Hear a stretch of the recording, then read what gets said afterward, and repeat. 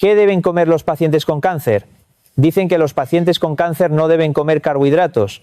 Doctor, yo no como absolutamente nada de carbohidratos, me dicen. Pero eso es saber una cosa e ignorar la otra. Entonces, ¿de qué vivirán nuestras células normales? Muchos me preguntan cuál es la comida favorita del cáncer. No se puede medir cuánto ha crecido el cáncer por comer un alimento en concreto, pero si se hace de esta manera, sí se puede. Hola a todos los suscriptores de Guía Mayor. Soy el doctor Antonio García, un médico de primera generación que lleva 16 años conviviendo con pacientes oncológicos en el hospital. Muchos me preguntan cuál es la comida favorita del cáncer.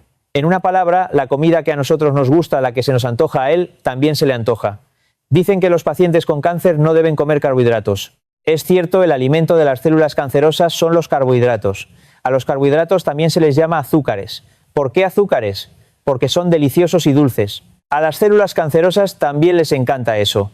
Para explicar por qué se dice que los carbohidratos son malos hoy en día, cuando te hacen un escáner PET, tomografía por emisión de positrones, te ponen un suero especial. Ese suero es glucosa, pero a esa glucosa le han añadido un marcador radiactivo en el núcleo. Entonces, en cuanto te ponen la inyección, en solo 20 segundos pasa por el corazón y se distribuye por todo el cuerpo. Lo último en lo que se descomponen los carbohidratos es la glucosa. Ha entrado la energía y todas las células intentan arrebatársela. El más fuerte se la lleva toda. ¿Y quién es ese más fuerte? ¿Las células cancerosas o las células inflamatorias crónicas? Te haces el escáner PET. Entra la glucosa y se esparce. Pero si ahí hay un cáncer, él se lo arrebata y se lo come todo. La glucosa que acaban de inyectar se concentra ahí y como tiene un marcador que emite radiación, la cámara gamma captura la imagen. Eso es un escáner PET. Es lo que más le gusta, al cáncer se lo arrebata todo. Por eso mucha gente me dice, doctor, no como nada de carbohidratos. Pero eso es saber una cosa e ignorar la otra. Entonces, ¿de qué vivirán nuestras células normales? Nuestras células normales también viven de carbohidratos. A las células cancerosas les gustan los carbohidratos y a las células de mi cerebro también les gustan. Entonces, ¿qué debemos hacer? Debemos comer muchos carbohidratos buenos. Los carbohidratos buenos van en su mayoría a nuestras células normales y los carbohidratos malos van principalmente a las células cancerosas. A esto lo llamamos el concepto de índice glucémico. Dado que todo se reduce a carbohidratos, cuando los comes su último metabolito es la glucosa. Si comes 100 gramos de glucosa, se absorben 100 gramos en la sangre. Pero si comes 100 gramos de patata, ¿cuántos gramos de carbohidratos pasan a la sangre? Esta proporción es el índice glucémico. Los carbohidratos malos son muy sabrosos, pero al comerlos el azúcar en la sangre sube de golpe de forma instantánea y se absorben rápidamente en el torrente sanguíneo. Es como lo que mencioné del escáner PET, cuando inyectan el suero de glucosa sube a la sangre al 100% en un instante. Por lo tanto, todo va directamente hacia las células cancerosas. Esta glucosa pura tiene un índice glucémico de 100. Cuanto más comes alimentos con un índice glucémico alto, más carbohidratos y glucosa entran de golpe en la sangre, por lo que las células cancerosas te los arrebatan todos. Las células cancerosas comen hasta reventar, y luego las células normales sobreviven con las sobras. Así que el cáncer sigue creciendo y el paciente se va consumiendo. Si va a ser así, ¿para qué sirve la quimioterapia? Si haces quimioterapia una vez cada 3 semanas, el efecto no es continuo, desaparece todo en 12 o 24 horas. Por ejemplo, en una sesión de quimio matas a 1 millón de células cancerosas, pero si durante 20 días comes muchos carbohidratos malos, crecen 10 millones. Es exactamente lo mismo que esto: un paciente diabético controla bien su dieta, toma su medicación o se inyecta la insulina y el médico lo ajusta para que en ayunas el azúcar esté en 107 o 108. Pero de repente a la mañana siguiente se mide y da 180. Abuela, ¿qué comiste ayer? Ayer por la noche me comí un trozo de pastel.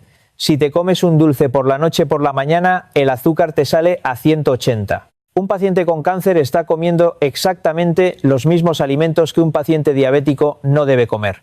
Un paciente oncológico debe seguir exactamente la misma dieta que un paciente diabético, porque todo lo determina el azúcar. No se puede medir visualmente cuánto ha crecido el cáncer al comer cierto alimento, pero sí se puede comprobar. De esta manera te mides el azúcar en sangre antes de comer, como hacen los diabéticos pinchándose el dedo. Y luego te mides después de comer. Ese pico es la cantidad de glucosa asimilable que has ingerido. Solo tienes que saber eso. Muchos habrán oído hablar del síndrome de Laron, que demuestra esto. Es un tipo de enanismo, la mayoría vive en la zona de los Andes y se dice que solo hay unas 300.000 personas en todo el mundo con esta condición. Como esta gente vive en zonas de gran altitud y hace mucho frío, necesitan muchas calorías, así que comen enormes cantidades de grasa animal. Son todos de baja estatura y tienen obesidad abdominal. Pero resulta que esta gente no tiene diabetes y no padece cáncer a pesar de comer alimentos grasos. Un médico británico se sorprendió por esto y se fue a vivir con ellos durante 20 años. Es una persona increíble. Investigó el fenómeno conviviendo con ellos y descubrió que estas personas tienen deficiencia de la hormona del crecimiento debido a una anomalía cromosómica. Esa hormona del crecimiento se llama IGF-1. Hay dos razones principales por las que los pacientes con cáncer no deben comer carbohidratos malos. Una es que al comerlos el azúcar en la sangre sube de golpe, por lo que las fuertes células cancerosas se la arrebatan toda y el cáncer crece. La segunda es que al subir repentinamente el azúcar el cerebro lo detecta. Oh, el azúcar ha subido. Y le da una orden al páncreas. Oye, espabila, produce insulina rápido ahora mismo. ¿Qué es la insulina? La insulina es un camión de transporte, un transportista que traslada la glucosa de la sangre a las células.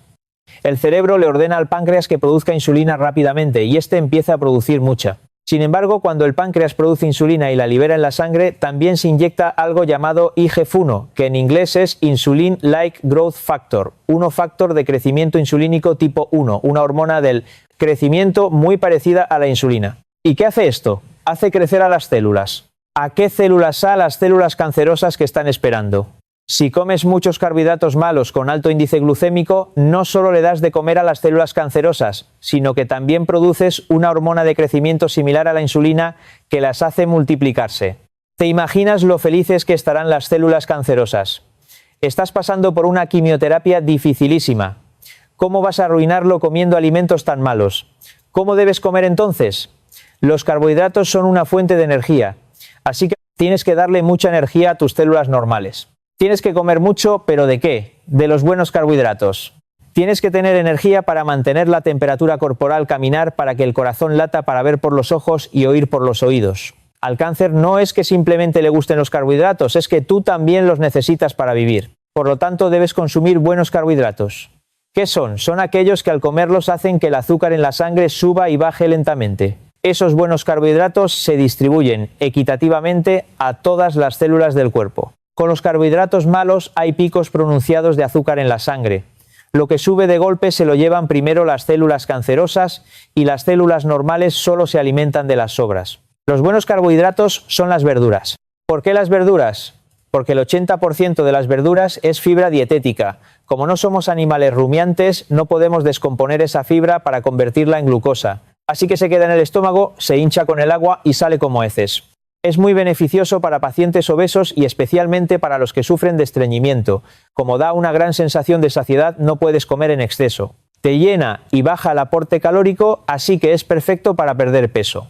El orden al comer también es fundamental. Nosotros solemos comer primero el arroz o el pan, luego las verduras, guarniciones, etc. Pero cuando comemos comida occidental, ¿qué hacemos? Comemos la ensalada primero y luego lo demás. Ese orden de la comida occidental es el correcto. Piensa en una fondue de carne o un estofado caldoso. La carne tienes que meterla y sacarla rápido del caldo caliente porque el tejido se cuece enseguida, pero las verduras tienen que hervir un buen rato. ¿Por qué? Cuando comes verduras es difícil masticarlas. Se tarda mucho en triturarlas, disolverlas en el estómago y que lleguen a los intestinos. Y luego si las acompañas de alimentos como arroz integral o frutos secos, el tiempo en que llegan a la sangre se iguala y ralentiza. Entonces, si comes algo con un índice glucémico de 10 junto a algo de 1, en lugar de promediar 5, baja a 3 o 2. Por eso el orden al comer es tan importante. En resumen, no comamos cosas malas. Esos carbohidratos malos de rápida absorción que le gustan a las células cancerosas que las alimentan y que producen hormonas de crecimiento para ellas. ¿Cuáles son? Arroz blanco, harina blanca, pan blanco. No comamos eso. Lo siguiente, no comamos sustancias carcinógenas que provocan cáncer, alimentos cárnicos procesados, carnes rojas, aditivos químicos, no comamos ese tipo de cosas. Entonces, ¿qué comemos? Comamos muchos carbohidratos buenos que son las verduras. Las verduras son excelentes para bajar el índice glucémico y además de proporcionar energía a partir de carbohidratos saludables, contienen coenzimas vitales que facilitan el metabolismo de las células, además de vitaminas y minerales. ¿Dónde está todo eso? ¿Acaso está en la carne de ternera? ¿Hay mucho de eso en el pollo? ¿No está en las verduras? Por eso muchos pacientes vienen a la consulta y dicen: tengo un resfriado, póngame vitamina C. Tengo la presión alta. ¿Servirá si me pone vitamina C? Estoy muy cansado, póngame vitamina C. E incluso me dicen, doctor, soy un paciente oncológico, quiero curarme solo con inyecciones de vitamina C sin hacer quimioterapia. Me curaré del cáncer si me pongo vitamina C. A mí esto me resulta realmente frustrante. Fui el tercer presidente de la Asociación de Investigación del Cáncer con Vitamina C, pero a estas alturas la verdad debe decirse de manera objetiva música. Como dije, fui el tercer presidente de esa asociación. Alrededor del año 2010 hay un hospital en Estados Unidos llamado Clínica Riordan que trata a pacientes con cáncer utilizando vitamina C. Un médico español que estudió ese método allí quiso difundirlo en España adaptado al contexto, así que formó inicialmente junto con otros 6 médicos una entidad llamada Asociación de Investigación del Cáncer con Vitamina C. Este fue el comienzo del tratamiento oncológico con vitamina C en nuestro país. Los directivos académicos, incluyéndome a mí, hicimos enormes esfuerzos para dar a conocer los verdaderos beneficios de la vitamina C. Durante un tiempo hubo una tremenda controversia. Cuando mencionábamos la vitamina C, los profesores de los hospitales universitarios ponían el grito en el cielo. Yo también tuve fuertes discusiones en programas de televisión, ya que decían que los pacientes morirían si se trataban con vitamina C. Pero hoy en día, incluso muchos médicos de la medicina convencional ortodoxa en las universidades reconocen la eficacia y utilidad de la vitamina C. De hecho, actualmente casi no hay hospital en el país que no ponga inyecciones intravenosas de vitamina C. Pero ahora ha surgido un efecto secundario. ¿Cuál ahora mucha gente cree que la vitamina C es una panacea, un cúralo todo? Y hay demasiadas personas que afirman que solo usarán vitamina C y rechazan la quimioterapia o la radioterapia. Hay quienes fomentan estas ideas, pero afirmar especialmente desde la perspectiva de un paciente con cáncer que se puede vencer la enfermedad únicamente con vitamina C es un completo disparate. Ahora es el momento de hablar con la verdad objetiva, música. Antiguamente se decía que si no consumías al menos entre 30 y 50 miligramos de vitamina C al día contraías escorbuto. Esa es la historia clásica de la vitamina C, ¿verdad? En la era de los descubrimientos, durante las largas travesías, los barcos se quedaban sin verduras y los marineros que no podían comerlas contraían escorbuto sangrando por las encías. Se descubrió que era por la falta del aporte de la vitamina C presente en esos vegetales. Sin embargo, en la actualidad, ¿hay alguien en nuestro país que contraiga escorbuto? El uso de la vitamina C para prevenir el escorbuto es un tema que ya está fuera de debate para nosotros. Entonces, ¿cómo debemos usarla realmente? Desempeña muchísimos roles. Aumenta la inmunidad, siendo uno de los elementos básicos para ello. En todas y cada una de las células se realiza el metabolismo y para que funcione se necesitan coenzimas, como si fueran lubricantes. Entre esos lubricantes, la vitamina C es el comodín, entra en absolutamente todo. Por lo tanto, se necesita vitamina C para que todas las funciones celulares mejoren.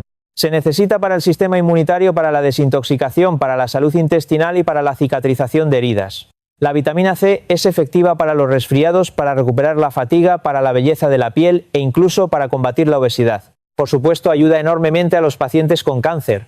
Sin embargo, creer que simplemente atiborrándose de ella funcionará o pensar que basta con ir al hospital e inyectarse 10 ampollas de golpe es un acto sumamente peligroso. Hablemos estrictamente desde el punto de vista del paciente con cáncer. ¿Por qué estoy usando la vitamina C? ¿Es para atacar directamente a las células cancerosas? ¿Es para elevar mi inmunidad? ¿O es para desintoxicar mi cuerpo de los efectos de la quimioterapia? ¿Debe utilizarse estrictamente de acuerdo a su propósito? La vitamina C es un arma de doble filo y tiene roles completamente contradictorios dependiendo de la dosis. En dosis bajas tiene una alta capacidad antioxidante y aumenta la inmunidad. Pero si se usa en dosis muy altas, hace exactamente lo contrario, genera radicales libres masivos para matar y destruir células. Oh, estoy resfriado, necesito subir mis defensas. Uf, estoy agotado, debo tener muchos radicales libres. En esos casos se debe tomar vitamina C en dosis bajas. Si eres un paciente de cáncer, pero tu objetivo momentáneo es aumentar la inmunidad o la función antioxidante, usas dosis bajas. Pero si dices, no, ahora quiero que actúe como un fármaco de quimioterapia destruyendo células cancerosas, entonces debes usar dosis muy altas intravenosas. Lo que los pacientes me preguntan a menudo cuando se tratan con vitamina C es sobre la dosis oral en pastillas. Cuando empezamos a investigar la vitamina C para el cáncer decíamos, ¿qué cantidad debes tomar? Usábamos el método de la dosis de tolerancia intestinal. ¿Qué significa eso? La vitamina C oral tiene un par de efectos secundarios. El principal es que si tomas demasiada por vía oral te da diarrea. Algunas personas tienen diarrea con solo 1000 miligramos y otras aguantan hasta 5000 miligramos sin problema. Entonces, educábamos a los pacientes diciéndoles, toma hasta la dosis justa antes de que te dé diarrea. ¿Y cómo debían hacerlo? Tómala dividida en 6 veces al día, al menos entre 4 y 6 veces. Come muchísima, así lo instruíamos en el pasado. Pero toda la ciencia funciona así. Si la verdad de hace 10 años sigue siendo inamovible hoy, entonces no es ciencia. Hace 10 años pensábamos que era así, pero al investigar más a fondo nos dimos cuenta de que no lo era. Que estábamos equivocados. Continuamente deben publicarse nuevos estudios para que la ciencia avance. Desde el año 2000 han salido infinidad de estudios sobre cuánta vitamina C oral tomar, y muchos coinciden en que tomar un máximo de 2.4 g, 2.400 miligramos al día, es el tope. Ingerir más que eso es una tontería. No importa cuánto te atiborres, nuestro cuerpo solo absorbe un máximo de 2.400 miligramos en la sangre, y el resto se excreta directamente por la orina o heces. Otro mito es creer que si tomas 2.400 miligramos cada 4 horas, se acumulará en la sangre hasta alcanzar el efecto de una inyección intravenosa. Eso es absolutamente falso. Tomar vitamina C en dosis de 1.000 miligramos 2 veces al día, mañana y noche, sumando unos 2.000 miligramos diarios, es beneficioso para todo el mundo. Personas sanas, personas enfermas, personas con obesidad, pacientes con hipertensión, personas que quieren rejuvenecer y pacientes con cáncer. Puedes considerarlo como una base sólida que ayuda a todos por igual, pero creer que por tragar cantidades masivas la concentración en sangre subirá y el efecto se multiplicará es una idea totalmente equivocada. No importa cuánto comamos, nuestro organismo jamás absorberá más de 2.000 miligramos o 2.400 miligramos de vitamina C por vía oral. ¿Qué hace con el resto? Lo desecha inmediatamente. Hablando de dosis, hay una anécdota muy interesante de cuando en Estados Unidos se empezó a decir que la vitamina C curaba el cáncer. En el famoso centro oncológico MD Anderson en Houston, decidieron hacer un ensayo clínico para comprobarlo. Ellos pensaron que si una persona tomaba 1.000 miligramos de vitamina C podría morir de toxicidad, así que iniciaron el ensayo. La fase 1 de un ensayo clínico observa precisamente la toxicidad. ¿Morirá o no el paciente si le damos 1.000 miligramos? Pensarlo hoy en día da risa. Si la venden libremente en cualquier farmacia en pastillas de 1.000 miligramos, el resultado de su estudio fue que la vitamina C no tenía efecto. Hay un dicho que reza: basura entra, basura sale. Como se utilizaron datos y métodos incorrectos desde el principio, el resultado del estudio salió mal. Al evaluar el efecto directo sobre el cáncer, lo hicieron con pastillas orales de 1.000 miligramos, no con altas dosis intravenosas. Obviamente no podía tener ningún efecto tumoral. La premisa estaba totalmente equivocada. Con toda la comida pasa lo mismo, con los medicamentos igual y con las vitaminas igual. Cuando ingerimos 1.000 miligramos por la boca, ¿cuánto llega realmente a la sangre? Solo entre el 20% y el 25%. Aunque te tomes 1.000 miligramos, la concentración real en sangre se queda en unos 200 o 250 miligramos. Ese nivel de concentración sirve para hacer un trabajo antioxidante, eliminando radicales libres para aumentar la inmunidad o para mantener la vitalidad, pero no para atacar tumores. Entonces, para el paciente con cáncer que quiere usar la vitamina C con un propósito antitumoral, obligatoriamente debe administrarse mediante inyección intravenosa. Operarse, recibir toda la quimioterapia necesaria y luego, para evitar recaídas, someterse a terapias de vitamina C en altas dosis intravenosas. Esto tiene un fundamento médico totalmente válido. Los fármacos de quimioterapia son la medicina convencional y la vitamina C entra en el campo de la medicina complementaria y alternativa. El término medicina complementaria y alternativa no es un invento. Está clasificado así por los Institutos Nacionales de Salud NIH de Estados Unidos bajo las siglas CAM, Complementary and Alternative Medicine. Pero decir que no te vas a operar, que no harás quimio y que lo intentarás solo con vitamina C no tiene sentido alguno. El mecanismo por el cual la quimioterapia y la alta dosis de vitamina C atacan a las células es básicamente el mismo, consiste en generar enormes cantidades de radicales libres y estrés oxidativo para acosar y matar a las células cancerosas. Pero la diferencia radica en la intensidad. Los medicamentos de quimioterapia o la radioterapia producen cantidades tan masivas de radicales libres que alcanzan una concentración capaz de destruir y aniquilar inmediatamente a la célula cancerosa. La vitamina C intravenosa no llega a esa concentración destructiva inmediata. No puede atacar y reventar las células cancerosas en el acto, pero se infiltra dentro de ellas e impide que produzcan suficiente energía metabólica, enfermándolas y debilitándolas progresivamente.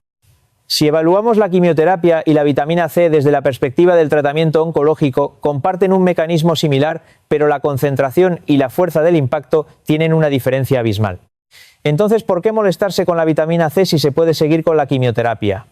Porque la quimioterapia, al crear esos radicales libres destructivos, aniquila la célula de inmediato.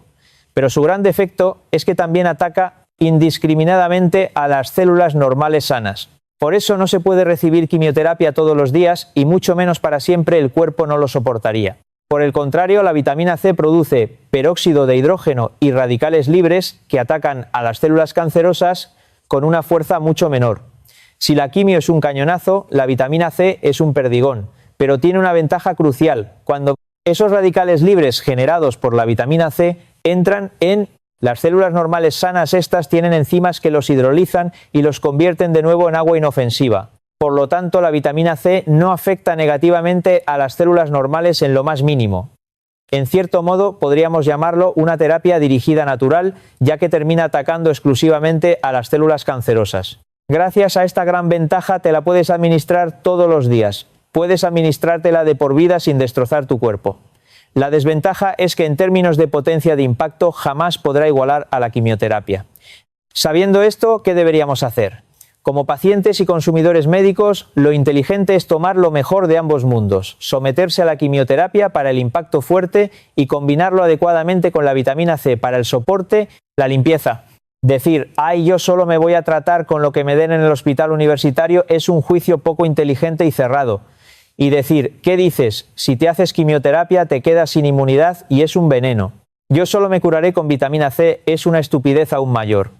Sorprendentemente, hay muchísimas personas que acuden a mi consulta cuando ya han llegado a un estado irreversible por tomar estas decisiones extremas. Si la quimioterapia está siendo claramente efectiva, tal vez no sientas la necesidad de hacer otras cosas. Pero si los médicos te dicen que ya no hay más opciones de quimio o si has desarrollado resistencia a los fármacos, es en ese momento cuando se debe intentar esto intensamente. Hoy en día hay profesores jóvenes en los hospitales universitarios que también desean intentar aplicar tratamientos integrativos con vitamina C, pero dentro del sistema institucional de un gran hospital no se les permite hacerlo. Sistemáticamente, debes fijar tu objetivo con claridad. ¿Por qué me inyecto vitamina C? ¿Por qué la estoy tomando en pastillas? Si te tomas un puñado de pastillas al día creyendo que eso curará tu tumor, o si te pones inyecciones para evadir la quimioterapia necesaria, estás errando por completo en tu objetivo. Mientras recibes quimioterapia, la vitamina C debe usarse con el claro propósito de desintoxicar los efectos secundarios de los fármacos. Y si en el hospital te informan que ya no hay medicamentos disponibles por resistencia tumoral, entonces la dosis y la forma de administrar la vitamina C para suprimir a las células cancerosas deben ser completamente diferentes y muy agresivas. Podría estar hablando horas y horas sobre la vitamina C. Por algo dirigí la Asociación de Investigación Médica Verdad. Por eso en el futuro dedicaré momentos específicos para profundizar mucho más sobre la vitamina C en este canal. Música. A partir de hoy, si durante toda una semana te atiborras a diario de panceta, costillas o rabo de toro, estás siendo un necio. Es un acto de total estupidez. Especialmente la proteína de origen animal, cuando se consume en cantidades superiores a las necesarias, actúa en el cuerpo como un auténtico veneno. ¿Qué problemas ocurren exactamente si comes demasiada proteína? Presten atención, la proteína no es una fuente de energía. Son los ladrillos que construyen las paredes de nuestro cuerpo. ¿Cuándo necesitamos acumular ladrillos? Necesitamos ladrillos en abundancia cuando el cuerpo está en fase de crecimiento. Los niños en pleno desarrollo necesitan mucha proteína porque tienen que construir la estructura de su cuerpo. Pero una persona adulta cuyo crecimiento ya ha terminado no necesita añadir más ladrillos a la estructura. Sin embargo, hay un desgaste natural. Todos los días perdemos proteínas de forma automática. Se nos cae el cabello, la piel se descama y expulsamos proteínas a través de la orina y las heces. Estas pérdidas son las únicas que debemos reponer diariamente. Por esa razón, la Organización Mundial de la Salud, OMS, ha establecido una cantidad diaria recomendada de ingesta de proteínas para toda la población. Basta con ingerir de 0,5 a 1 gramo de proteína por cada kilogramo de peso corporal. En la práctica, para la mayoría de las mujeres, unos 30 gramos al día son suficientes y para los hombres basta con ingerir entre 40 y 50 gramos de proteína diarios. Con esa cantidad, el cuerpo se mantiene en perfecto estado. Nuestra verdadera fuente de energía, el combustible, son los carbohidratos. La humanidad no lleva ni 100 años con esta costumbre de comer 3 comidas abundantes al día.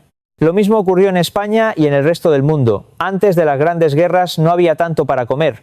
En la época de nuestros padres o abuelos realmente comían 1 o 2 veces al día con suerte. Como no sabían cuándo volverían a tener alimento, su instinto de supervivencia los llevaba a comer lo máximo posible cuando podían y a almacenarlo en el cuerpo. Por eso consumían carbohidratos. Si sabían que tenían que ir a trabajar duro al campo o a la montaña, hoy comían grandes cantidades de pan, arroz, patatas, fideos, se atiborraban para acumular toda la energía posible. Pero ¿qué pasaba si de repente llovía y se pasaban el día durmiendo o descansando, que sobraba toda esa energía? Y nuestro cuerpo es experto en guardar lo que sobra. Si lo almacenas en el hígado, se convierte en hígado graso. Si viaja por la sangre en forma de triglicéridos, se llama hiperlipidemia, colesterol y triglicéridos altos, y así sucesivamente. Luego, en épocas de hambruna o ayuno, el cuerpo recurre a esas reservas y las utiliza. Hay personas con hiperlipidemia por colesterol alto, otros por triglicéridos altos y otros que tienen ambas cosas disparadas. La hiperlipidemia causada por triglicéridos altos se cura al 100% simplemente con dieta.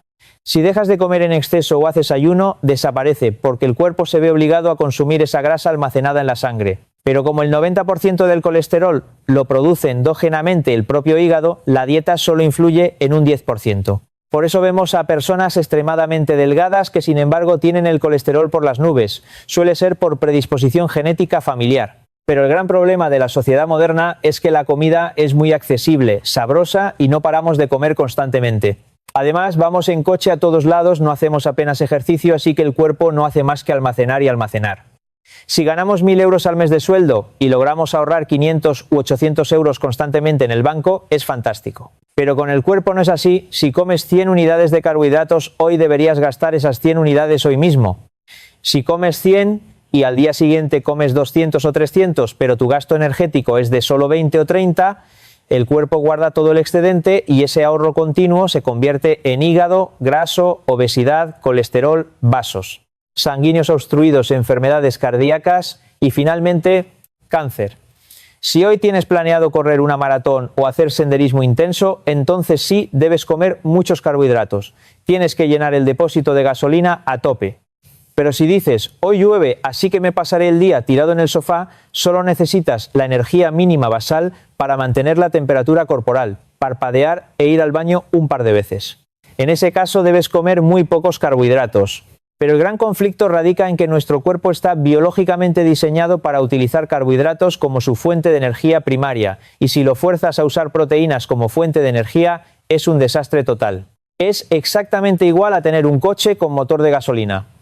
Tienes que echarle gasolina, pero como no encuentras, decides llenarle el depósito con diésel. Tal vez el coche avance a trompicones un poco, pero el motor terminará reventando por completo. Es lo mismo con el cuerpo.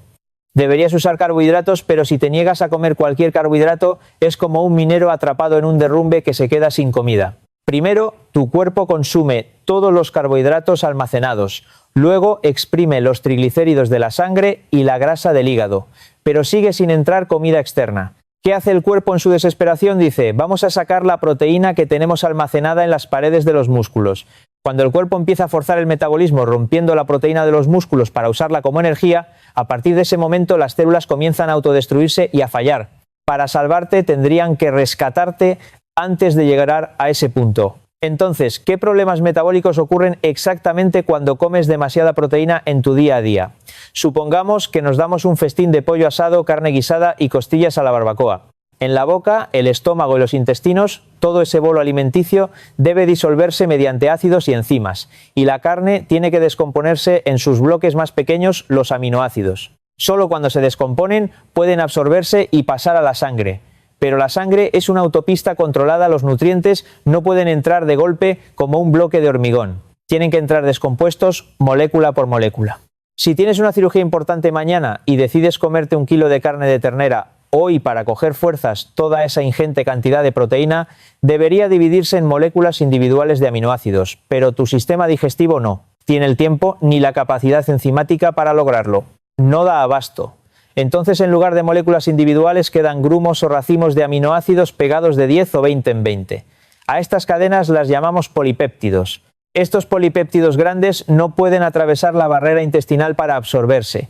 Como te dije, la proteína que comes en exceso hoy no se guarda como reserva de proteína para el futuro. Por eso atiborrarte de panceta y costillas durante toda una semana porque tienes una operación o un evento importante la semana que viene es de tontos. Todos esos aminoácidos deberían entrar limpiamente en la sangre uno por uno, pero como tu cuerpo no da abasto, esos trozos de proteínas mal digeridas, los polipéptidos se quedan estancados en el intestino y comienzan a pudrirse por la acción de las bacterias, causando putrefacción y diarrea. Además, haz la prueba después de un atracón de carne, los gases y las heces tienen un olor pestilente debido a esa putrefacción. Tal vez hayan oído hablar del síndrome del intestino permeable.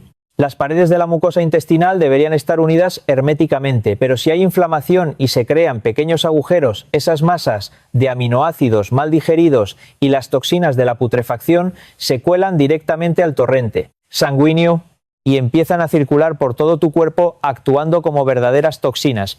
Por eso afirmo que la proteína animal, cuando excede la cantidad que tu cuerpo necesita, actúa literalmente como un veneno. E incluso si no llega a actuar como veneno, simplemente no se absorbe como nutriente y el cuerpo la expulsa de inmediato a través de la diarrea. Tragar proteínas en exceso es de ignorantes. Entonces, ¿qué tipo de proteína debemos comer y cómo? Hay dos grandes opciones. La proteína animal es económica deliciosa y el cuerpo la absorbe muy bien. Pero la proteína animal nunca viene sola, invariablemente va pegada a la grasa animal. Lo que le da el sabor exquisito a nuestra comida es la mezcla de la grasa con la proteína. Al estar la proteína animal infiltrada con esa grasa, resulta increíblemente sabrosa al paladar. Y si encima la cocinamos y sazonamos, el sabor se multiplica. Por el contrario, la proteína vegetal, como las legumbres o el tofu, no tiene mucho sabor por sí sola. Además, con una pequeña porción de alimento de origen animal consigues una gran cantidad de calorías y nutrientes asimilables de golpe. Pero para conseguir esa misma cantidad de nutrientes a partir de fuentes vegetales tienes que comer un volumen enorme. Requiere mucho más esfuerzo masticar y digerir toda esa masa vegetal. Y admitámoslo, no es tan apetecible. La glucosa debe ser nuestra fuente de energía principal. Si forzamos al cuerpo a romper proteínas en aminoácidos para usarlos como combustible, las células acaban dañándose y acumulando residuos tóxicos. Nosotros los humanos somos un poco así. Es cierto que somos animales omnívoros, nuestro aparato digestivo puede procesar de todo, pero observando nuestra biología parece que Dios nos creó como omnívoros diseñados para llevar una dieta con una fortísima tendencia al vegetarianismo. Además, históricamente, aunque quisiéramos comer alimentos de origen animal, era casi imposible acceder a ellos con frecuencia. Cuando yo era pequeño, si conseguíamos comer algo de ternera en una festividad importante, hacíamos un gran caldo o sopa rala para que cundiera. No nos asábamos un grueso filete para comerlo directamente y aprovechar su esencia. Eso era inimaginable para la mayoría. Entonces, ¿cómo debió ser para nuestros antepasados hace siglos? Con suerte comerían algo de carne 1 o 2 veces al año. Y desde luego no la comían como lo hacemos hoy en día. Simplemente echaban unos trozos en una sopa aguada y se alimentaban principalmente del caldo y las verduras. En conclusión, somos seres capaces de procesar alimentos de origen animal, pero en el fondo nuestro diseño biológico está preparado para sostenerse a base de vegetales. Los motores de nuestras células están fabricados para usar carbohidratos, glucosa como combustible principal, no fueron diseñados para usar proteínas como combustible. Y si pensamos en el origen actual de los alimentos animales, a casi todos les gusta el pollo, ¿verdad? Pero se dice que hoy en día crían a un pollo entero confinado en un espacio del tamaño de una hoja de papel A4. Imagínate que a ti te encierran de por vida en una caja donde apenas cabes de pie. ¿Qué nivel de estrés no sufrirías? Ese estrés continuo hace que el animal segregue sustancias nocivas e inflamatorias por todo su cuerpo. A eso súmale que les inyectan antibióticos constantemente para que no mueran por hacinamiento y les inyectan hormonas de crecimiento para que engorden rápido. La carne ya era algo para comer con moderación, pero los actuales métodos de cría intensiva la hacen mucho más perjudicial. Está claro que debemos consumir algunos alimentos de origen animal, pero la situación actual genera muchas preocupaciones médicas. Por todo ello, el primer paso es aumentar drásticamente el consumo de vegetales y llevar una dieta basada en plantas. Visto desde cierta perspectiva, una dieta terapéutica estricta es un tipo de desequilibrio alimentario extremo, y cualquier alimentación extremadamente sesgada puede volverse muy peligrosa. Para que una modificación en la dieta tenga verdaderos efectos terapéuticos, se requieren dos condiciones. Música. Los pacientes que acuden a mi consulta para hacer una dieta oncológica suelen repetirme dos cosas. Doctor, Antonio García, he decidido no comer absolutamente nada de carbohidratos, que ya sé que es lo que le encanta al cáncer. Yo les pregunto, ¿y qué está comiendo entonces? Y responden orgullosos, solo como verduras crudas. Pensemos un momento juntos. ¿Las verduras son carbohidratos, proteínas o grasas? Son carbohidratos puros, fibra y almidón. Lo que dicen es una contradicción total. También pasa esto, la gente sabe que comer alimentos muy salados es perjudicial para la presión arterial y la salud general. Así que vienen y me dicen convencidos: doctor, estoy haciendo una dieta estrictamente sin sal, no pruebo ni una pizca de sal. Si un ser humano no consume absolutamente nada de sodio, su sistema nervioso colapsa y muere. Tienen conceptos médicos totalmente equivocados. Por eso digo que imponerse una dieta restrictiva de este tipo es caer en un desequilibrio extremo y peligroso. Si yo le hago un análisis de sangre completo a una persona que ha estado haciendo una dieta curativa restrictiva por su cuenta y riesgo sin supervisión, siempre encuentro un patrón muy claro. Los pacientes oncológicos que comen de todo sin control suelen tener los indicadores de inflamación y colesterol en rojo por estar demasiado altos. Hay un exceso. Si lo normal es de 10 a 20, a ellos les sale 100, y si el rango es de 50 a 100, a ellos les sale 200. Pero a las personas que hacen estas dietas extremas de privación por su cuenta, les sale todo por los suelos niveles alarmantemente bajos. Tal vez estén logrando frenar un poco la enfermedad específica, pero están destrozando el equilibrio general de su cuerpo de forma simultánea. Si tienes una enfermedad grave y necesitas seguir una dieta de tratamiento clínico y no simplemente una dieta saludable preventiva, es obligatorio que lo hagas bajo las directrices estrictas de un profesional y que te sometas a análisis de sangre periódicos para monitorizar cómo reacciona tu cuerpo. Hoy en día hay un interés enorme en la dietoterapia, pero para que un cambio en la alimentación actúe verdaderamente como un tratamiento médico, necesita cumplir dos condiciones fundamentales. Una es que debe haber un volumen o cantidad suficiente del alimento adecuado, y la otra es que debe mantenerse de forma constante durante un periodo de tiempo prolongado. ¿Acaso por comer un plato de brócoli hoy vas a notar un efecto sanador? Mañana con una pastilla sí notas el efecto a las pocas horas, pero con la comida no funciona así. Hay pacientes que llegan con ascitis, acumulación de líquido en la cavidad abdominal, con la barriga hinchada como un tambor, y me exigen que les diseñe un plan de alimentación terapéutico. Yo les pregunto, en su estado actual, ¿qué cantidad de alimento sólido puede tragar al día?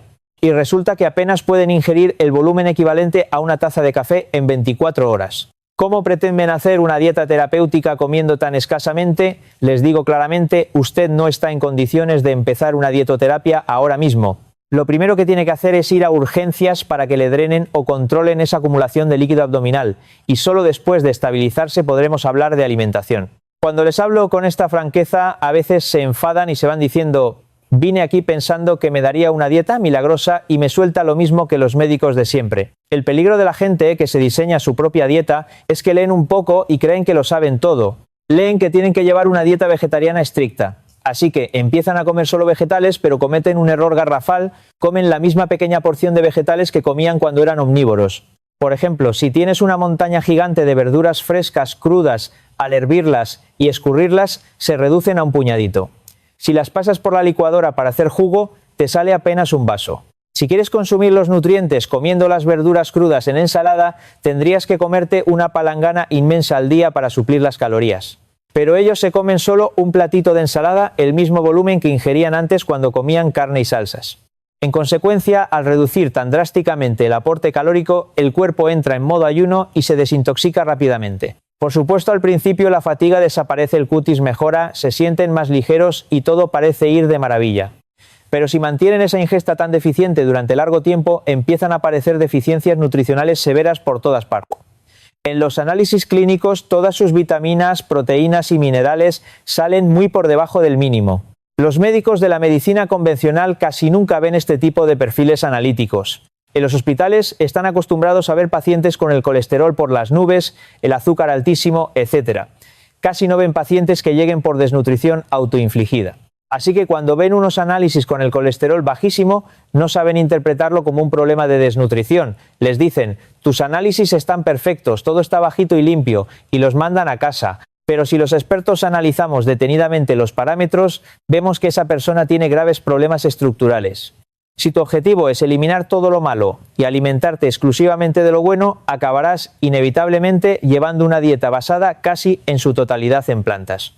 Pero si haces eso, tienes que aumentar de forma descomunal el volumen y la cantidad de comida vegetal que ingieres. Con comerte un pequeño bocado de una hamburguesa densa en calorías puedes tirar medio día, pero si decides no, a partir de hoy solo comeré vegetales sanos. Entonces tendrás que ingerir cantidades enormes de fibra para obtener energía. Similar. Pero la gente que se pasa al vegetarianismo estricto por salud suele seguir comiendo porciones de pajarito.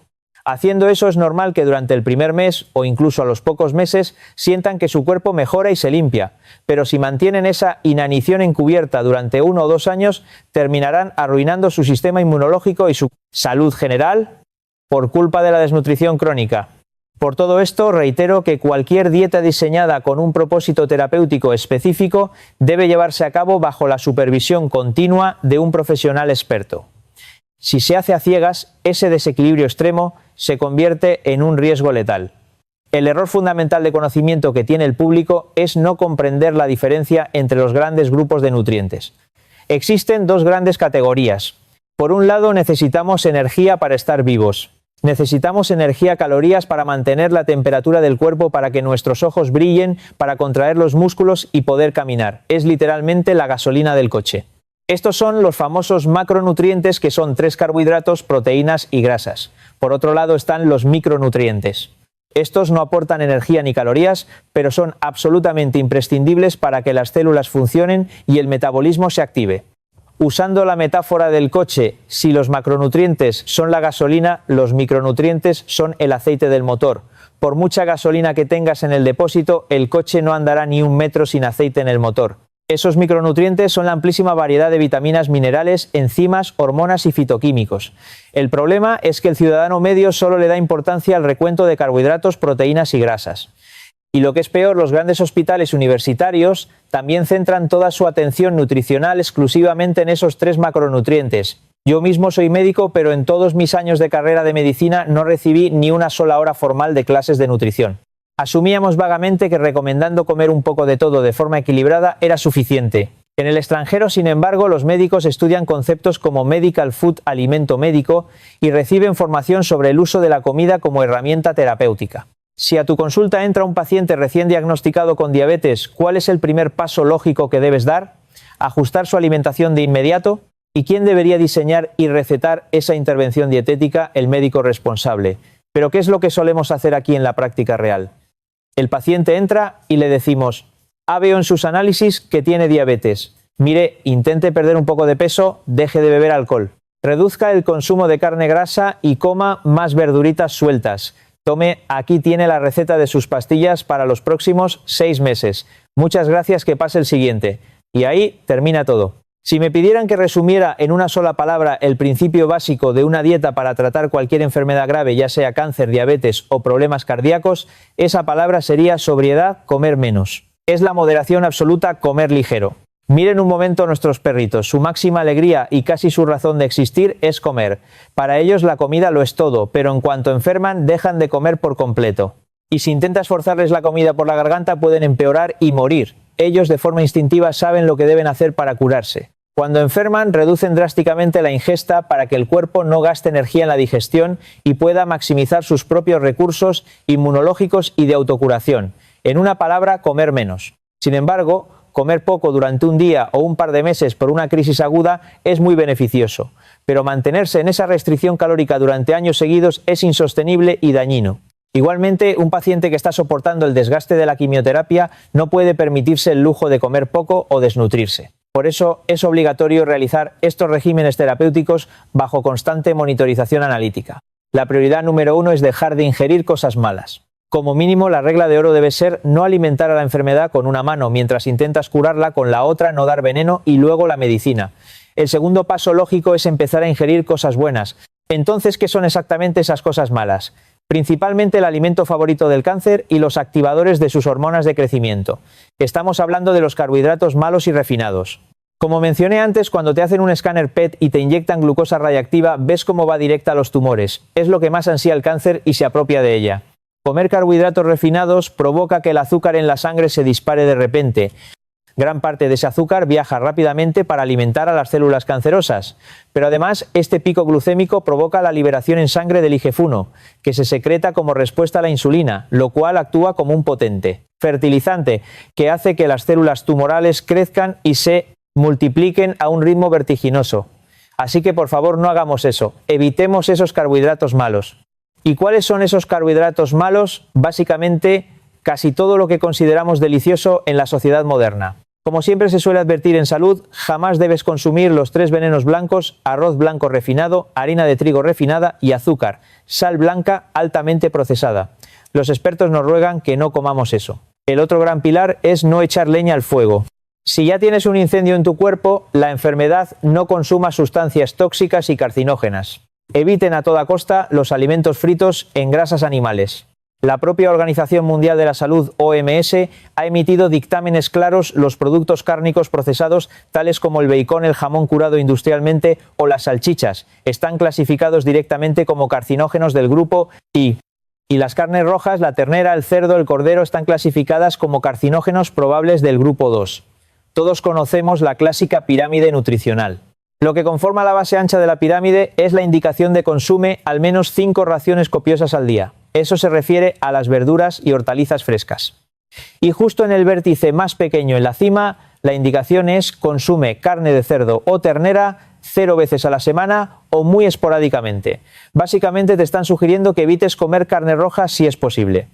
Si yo soy un profesional cuya vocación y oficio es tratar y curar enfermedades y tengo enfrente a un paciente con diabetes, con hipertensión grave o con cáncer, puedo quedarme de brazos cruzados mientras se alimenta a base de pan blanco, arroz refinado, embutidos y esas cosas.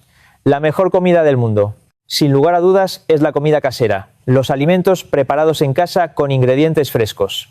Resulta curioso observar que en la inmensa mayoría de los casos, los familiares y cuidadores que acompañan al paciente oncológico también padecen sus propias enfermedades crónicas. Tienen hipertensión, diabetes, hiperlipidemia, obesidad. Coleccionan de todo.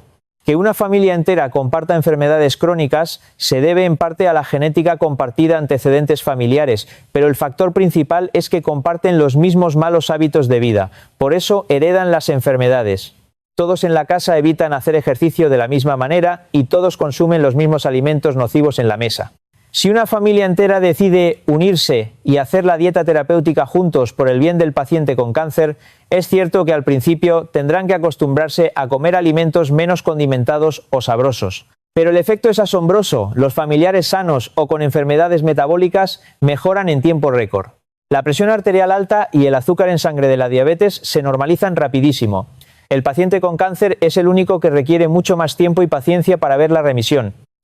Dependiendo de la gravedad inicial del cuadro clínico, si el paciente oncológico logra superar la marca de los 5 años sin recaídas, en esos casos de éxito sí suelo decirles: ahora puede permitirse un 30% más de libertad para darse algunos caprichos en la comida. Eso es lo que os puedo recomendar con honestidad.